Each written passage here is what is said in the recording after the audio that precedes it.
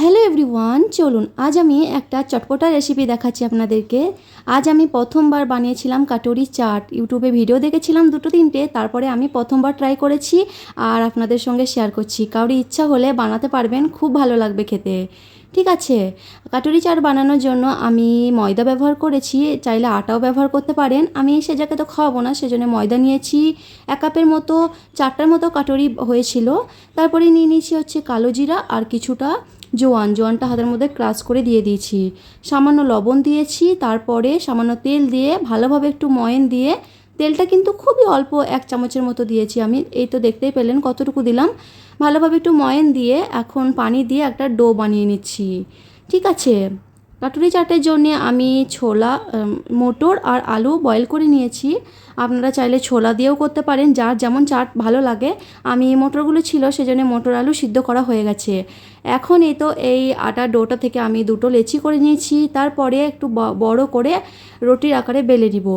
আর এইরকম 2টো ছোট ছোট বাটি লাগবে। যার যেমন ইচ্ছা বড়ও বানাতে পারেন, ছোটও বানাতে পারেন। আমি এই সাইজের বানিয়েছি, তাহলে কিন্তু দেখতে খুবই ভালো লাগবে আর এক একজনা খেলে কিন্তু এটা পেট ভরে যাবে। আর প্রথমবার ট্রাই করেছিলাম, বেশ ভালো লেগেছিল আর সত্যি পারফেক্টভাবে হয়েছিল।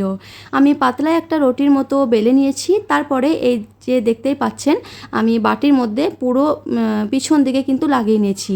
তাহলে কিন্তু কাটুরি বাটির মতো একটা শেপ চলে আসবে। ঠিক আছে, তারপরে একটা ফোক স্পুন দিয়ে ভালোভাবে একটু ছিদ্র করে নিয়েছি, নইলে ফুলে যেতে পারে।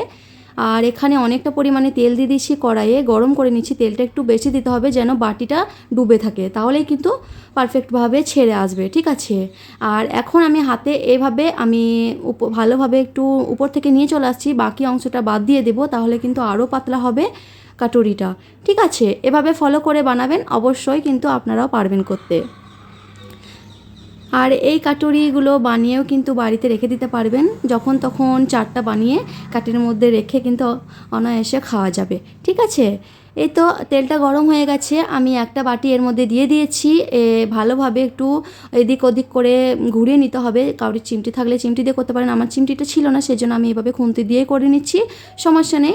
তারপরে আরও একবার উল্টে দিয়েছি, ভালোভাবে লো টু মিডিয়ামে আমি এটা ফ্রাই করে নিয়েছি। এখন ঠান্ডা হওয়ার পর কিন্তু খুলে নেব, যেহেতু গরম আছে। তারপরে আমি আরও একটা যেটা বাটি রেখেছিলাম সেই বাটিটাও এর মধ্যে দিয়ে দিলাম। আর 2টো বাটি ব্যবহার করতে হবে, তাহলে তাড়াতাড়ি একটু হয়ে যাবে, অপেক্ষা করার দরকার নেই। এই তো আমার কিন্তু বাটিটা ঠান্ডা হয়ে এসেছে, উপর থেকে অনায়াসে খুলে গেল। ঠিক আছে, আর ওই সেম বাটিটা আমি আবার সেমভাবে করে নিচ্ছি, একই রকমভাবে। টোটাল 4টা মতো বানিয়েছিলাম।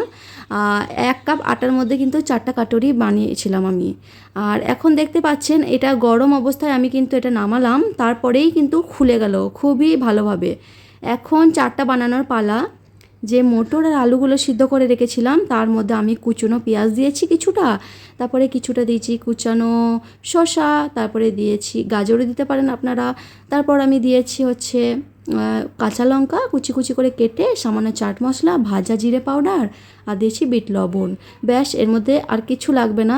আর অ্যাড করব হচ্ছে তেঁতুলের চাটনি।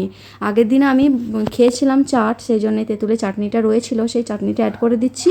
আর কিন্তু এর মধ্যে দই দিতে হবে, তাহলে আরও ভালো লাগবে। আর আমার কিন্তু দইটা ছিল না, বাট তবু কিন্তু খেতে অনেক ভালো হয়েছিল। যে আলুটা সিদ্ধ করেছিলাম, আলুগুলো কিন্তু আমি পিস পিস করে কেটে নিয়েছি ছোটো ছোটো করে। এখন ভালোভাবে মিক্স করে নিচ্ছি। আর এর মধ্যে যে তেঁতুলের চাটনিটা ছিল ওটাও অ্যাড করে দিচ্ছি। মাঝে মাঝে কিন্তু এভাবে মনে হয় যে দোকানে যাই কিছু খেয়ে আসি, কিন্তু বাড়িতেও এভাবে বানিয়ে আপনারা খেতে পারবেন। আর আমি তো এখানে তো সেরকম দোকানপাট নাই, বাঙালি খাবার সেরকম পাওয়াই যায় না। যেগুলো ইচ্ছা হয় সেগুলো বাড়িতে বানিয়ে খেয়ে নিই। আর ফুচকাটা কিন্তু খুবই মিস করি। ফুচকা যে পাঁপড় থাকে, সে পাঁপড়টা আমার অতটা ভালো লাগে না ফুচকার আকারে খেতে। এই তো আমার কিন্তু রেডি হয়ে গেছে, এখন সেজে পাঁপড় আমার জন্য নিয়ে নিচ্ছি, একসঙ্গে একটু টেস্ট করে দেখব। একদম কিন্তু পেট ভরে গিয়েছিল।